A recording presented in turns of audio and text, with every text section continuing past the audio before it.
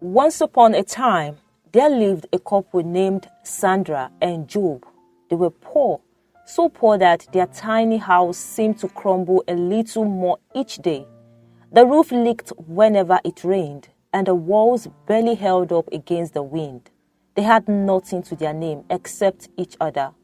Every morning, they woke up to the same reality, empty stomachs and empty pockets. But the worst part of their situation wasn't the hunger or the cold nights. It was the hopelessness. No matter how hard they tried, nothing seemed to work.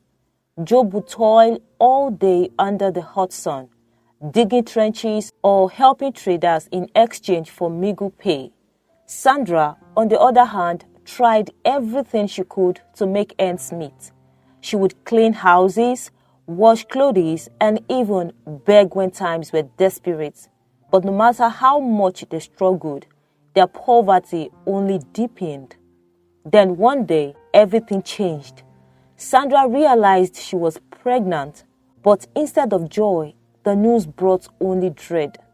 How could they bring a child into this world when they couldn't even feed themselves? The news of the pregnancy was like a heavy stone weighing on their heart. It wasn't just the thought of another mouth to feed, but the fear of what kind of life their child would have. A life of endless hunger, suffering, and despair. Job tried to remain hopeful. He would tell Sandra that things would get better, that this child might bring them luck. But even as he spoke, he could feel the doubt creeping in. They both knew that their situation was dire. As Sandra's belly grew, so did their worries. Job continued to work tirelessly, but the pay never seemed to be enough. Sandra, despite her heavy stomach, searched for work too. She walked miles each day, knocking on doors, hoping to find someone willing to hire her. But every door she knocked on closed in her face.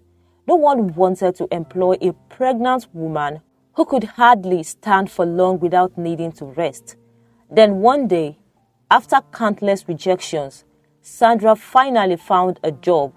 It wasn't much, a housemaid position for a rich family, but it was something. The family, the Williams, were kind enough to overlook her condition. Sandra was relieved. The pay could be enough to buy food and maybe save a little for when the baby arrived.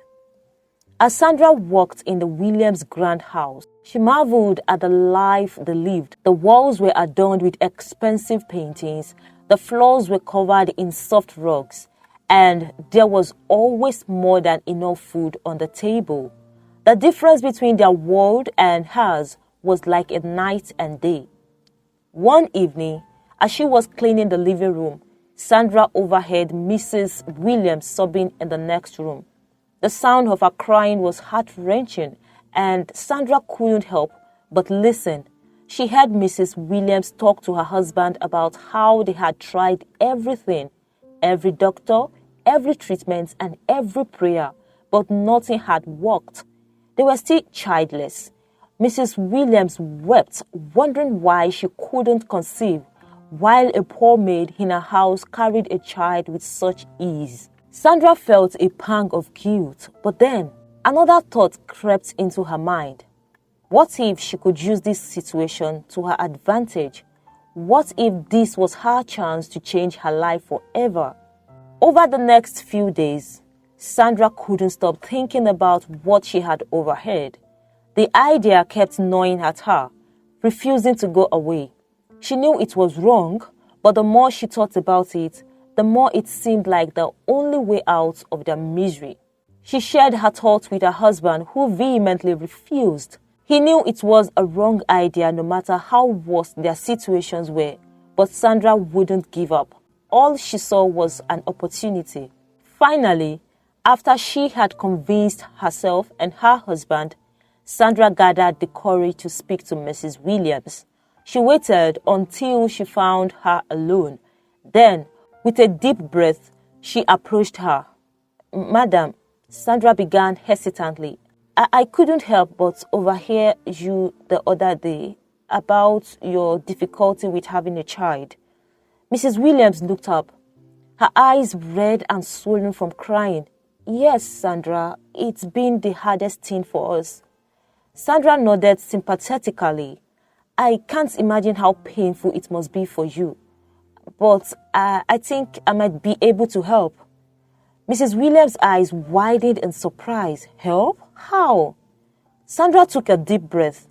I'm pregnant and my husband and we are very poor. We can't afford to take care of a child. I was thinking maybe I could give you the baby after it's born. The room fell silent. Mrs. Williams stared at Sandra in disbelief, trying to process what she had just heard.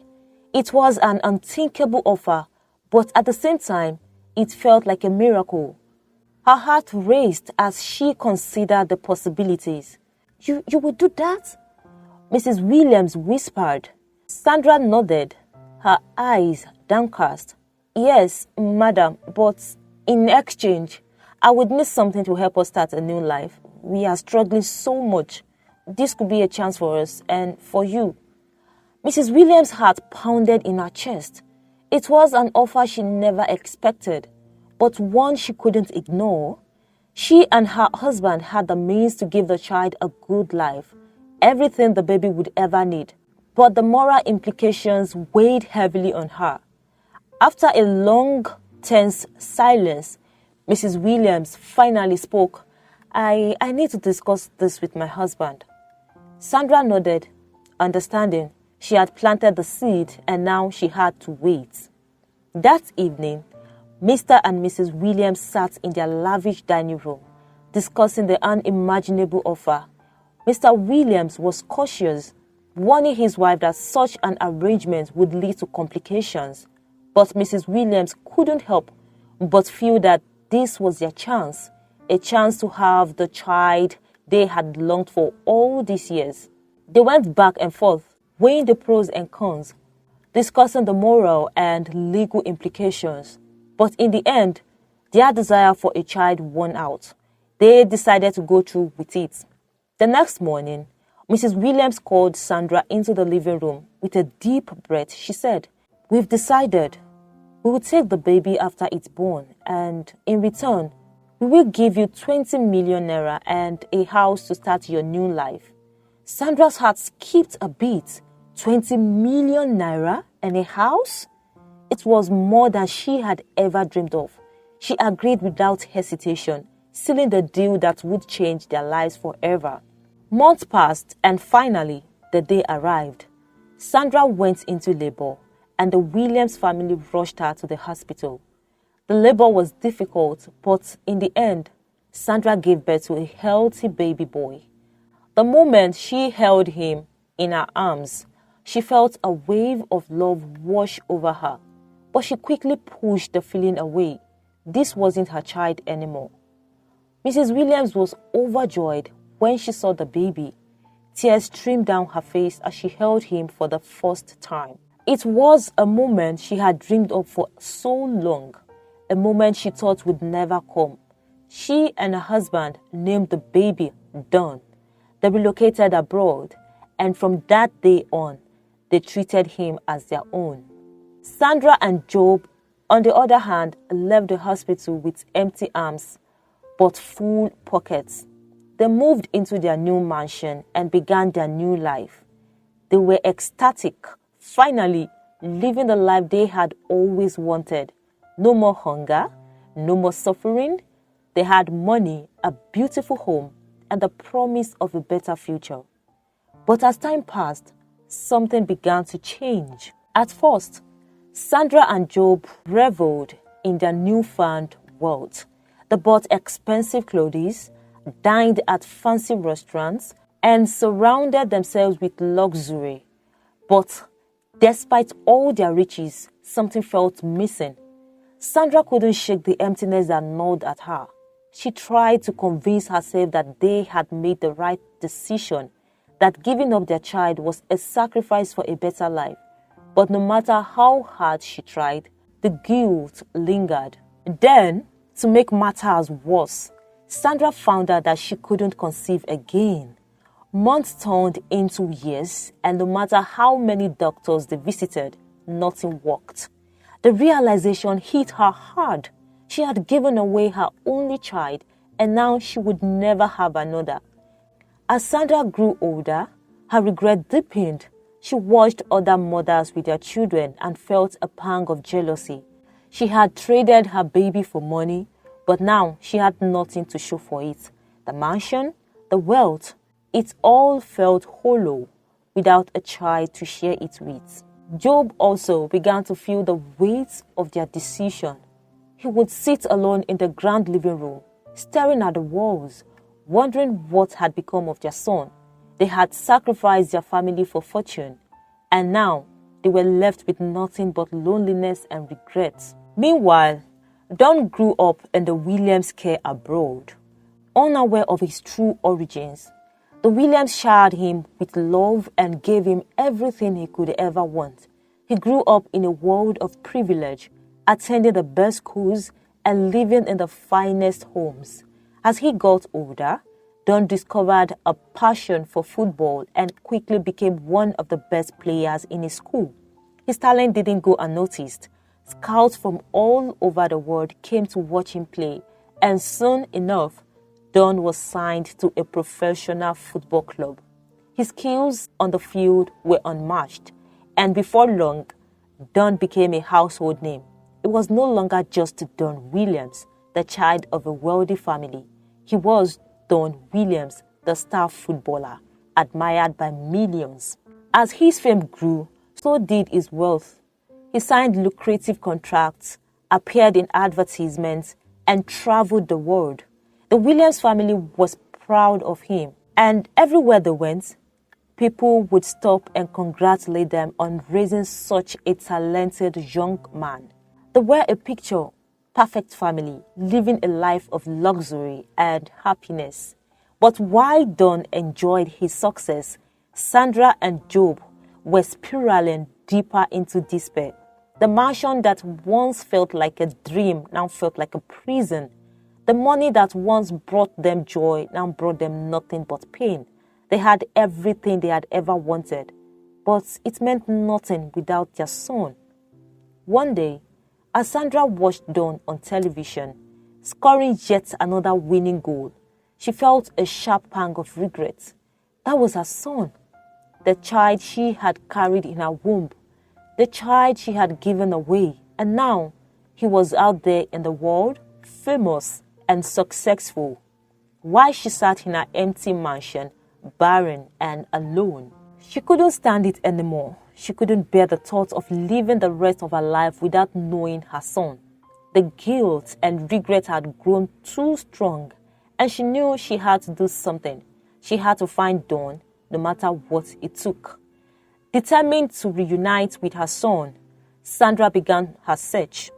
She knew that the Williams family had moved to another country when Don was still a child, but she had no idea where they were now. She scoured the internet, looking for any information she could find. She sent emails, made phone calls, and contacted anyone who might know where the Williams family had gone. But every lead she found turned into a dead end. The Williams family had gone to great lengths to protect their privacy, especially after Don's rise to fame. They had moved to a secluded estate in Europe, far away from the public eye, and only a select few knew their exact location. Despite the setbacks, Sandra refused to give up. She wrote letters to Don's football club, pleading with them to help her reach him.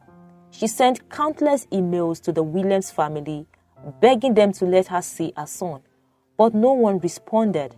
It was as if she was invisible, as if her cries for help were falling on deaf ears. Desperation began to consume her. She knew that time was running out. She was growing older, and every day that passed was another day lost. She couldn't bear the thought of dying without ever seeing her son again. That was when Sandra's desperation turned to anger. If the Williams family wouldn't listen to her pleas, she would force them to. She would make them pay for taking her child away. She would drag them through the mud expose their secrets and show the world what they had done. Sandra hired a lawyer and filed a lawsuit against the Williams family. She claimed that they had stolen her child and demanded that Dawn be returned to her. The news of the lawsuit spread quickly, and soon the media was buzzing with the story. The Williams family was horrified when they learned about the lawsuit. They knew that they had done nothing wrong. They had legally adopted Dawn and given him a life full of love and opportunities. But now, their reputation was being dragged through the mud, and they feared what this could do to Dawn's career. The case went to court, and it quickly became a media thing. Reporters flocked to the courthouse, eager to capture every moment of the trial.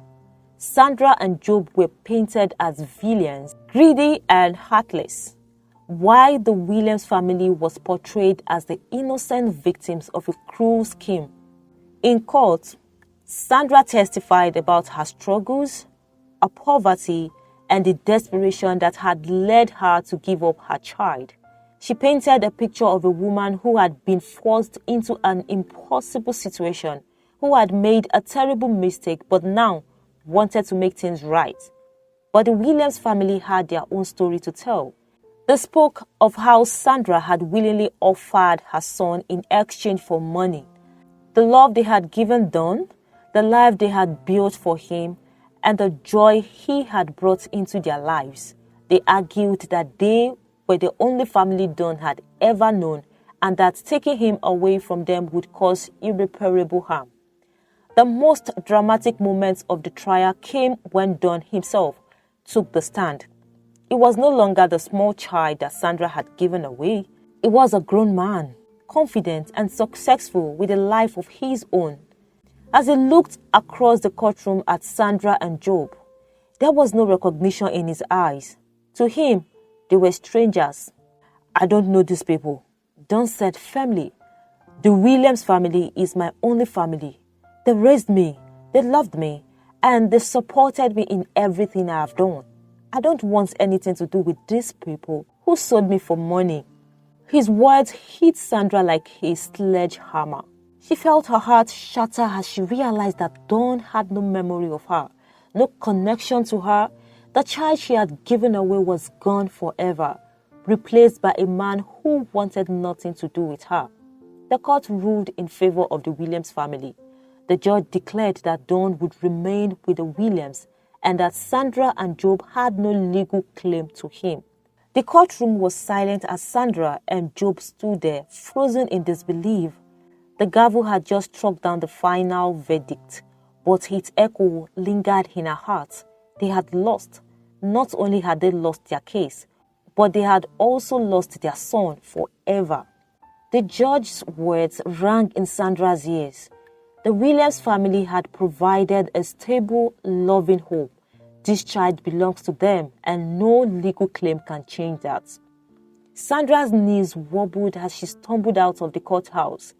Job was by her side, but even his presence felt distant. The weight of their defeat crushed them both. But the pain in Sandra's heart was unbearable. She had convinced herself that this battle would reunite her with Dawn, that she could somehow undo the past and reclaim the child she had once held in her arms. But now, that hope was gone. The world outside the courthouse buzzed with activities. Reporters shouted questions, their cameras flashing incessantly, but Sandra couldn't hear them. She felt numb, disconnected from everything around her. She had risked everything to find her son, and now she had nothing left. That night, Sandra and Job returned to their empty mansion. The house that had once felt so grand now seemed cold and lifeless. The silence was oppressive, and the walls seemed to close in on them. Job tried to comfort her, but Sandra pushed him away. She didn't want comfort. She wanted her son. Days turned into weeks, and the pain didn't fade. Sandra stopped eating, stopped sleeping, stopped caring about anything. The wealth that had once brought them joy now felt like a curse. She couldn't escape the guilt that gnawed at her every waking moment. She had sold her child for this empty life, this hollow existence. Job, too, was consumed by regret. He blamed himself for agreeing to the deal, for letting Sandra convince him that money was worth more than their son. But his regrets only deepened his isolation from Sandra. They had once been a team, struggling together against the world. But now, they were strangers, each lost in their own misery. Years passed, and the mansion fell into disrepair. The money that had once flowed freely now trickled away, spent on doctors and treatment that did nothing to heal the wounds inside them. Sandra and Job grew old, their faces lined with the sorrow and regret that had become their constant companions. Sandra became a shadow of her former self. Her once vibrant spirit was gone, replaced by a hollow shell. She spent her days thinking of Dawn, the son she had never known, the child she had given away. Every day was a reminder of the life she had lost, and the pain never went away. Job also was haunted by their decision. He would often sit alone in the empty living room, staring at the walls, lost in thought. He would wonder what could have been, what kind of life they could have had if they had kept their son. But those thoughts only deepened their despair. Their wealth dwindled, and soon they were back where they started, poor and struggling. The mansion that had once been their dream home was now a decaying ruin, a symbol of their failure. They had traded their son for money, but in the end, they were left with nothing. Meanwhile, Don's life continued to flourish. He became one of the most successful footballers in the world, adored by fans and respected by his peers. He traveled the globe, playing in stadiums filled with cheering crowds. He had everything he could ever want: fame, fortune, and a loving family. But even in the midst of his success, there were moments when Dawn would catch a glimpse of something, a flash of memory, a vague sense of something lost. He would shake it off, telling himself it was nothing. After all, he had a good life, a family that loved him, and a career that made him proud. But deep down, in the quiet moments when the crowds had gone and the lights had dimmed, Dawn sometimes felt a strange emptiness. It was a feeling he couldn't quite place, like a puzzle with a missing piece. He had never questioned his past before. The Williams family had always been open with him about his adoption, but they never dwelled on it. They had given him a wonderful life, and he was grateful.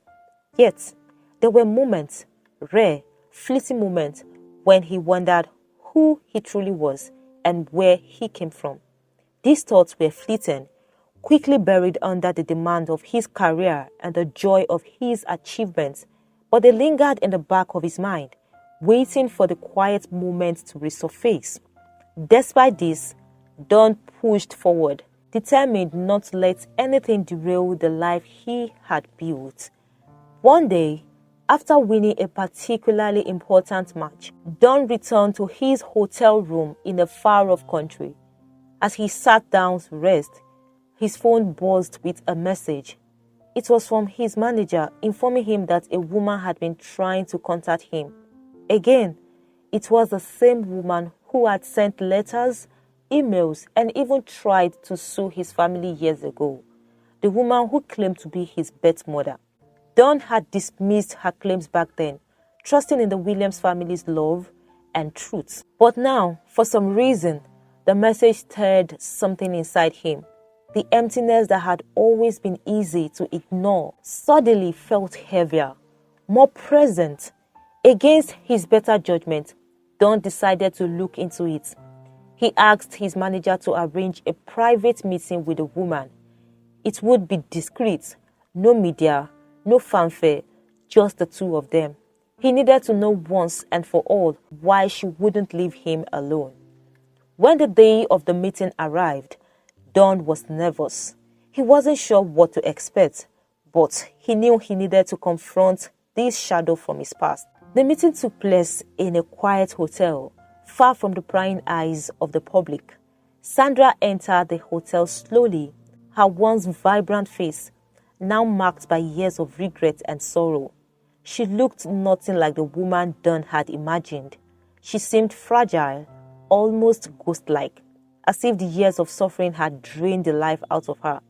When she saw Dawn, her eyes filled with tears, and for a moment, neither of them spoke. Finally, Sandra broke the silence.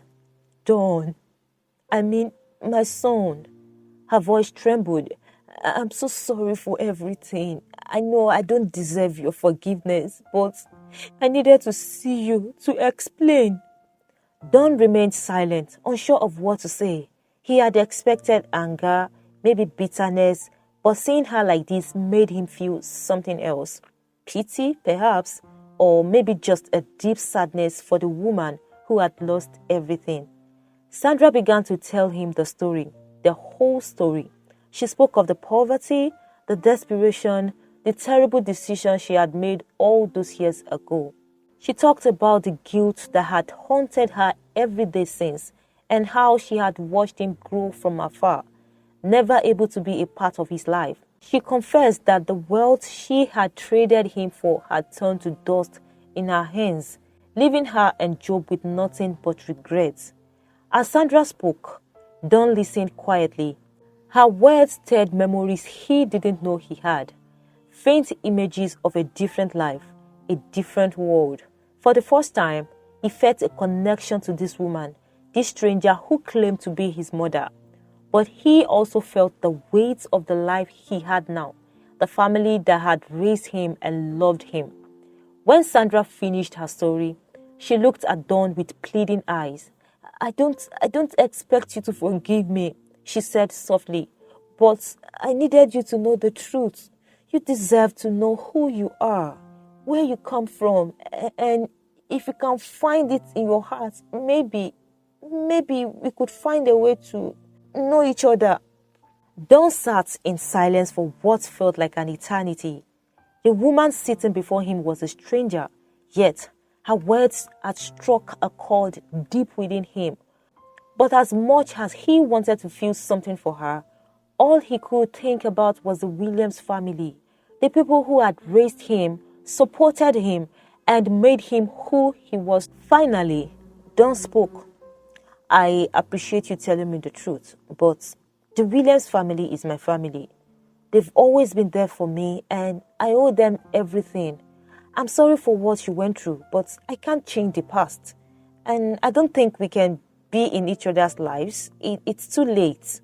Sandra's heart shattered at his words, but she nodded, tears streaming down her face. She had hoped for a different outcome, but deep down, she knew this was the only ending she could expect.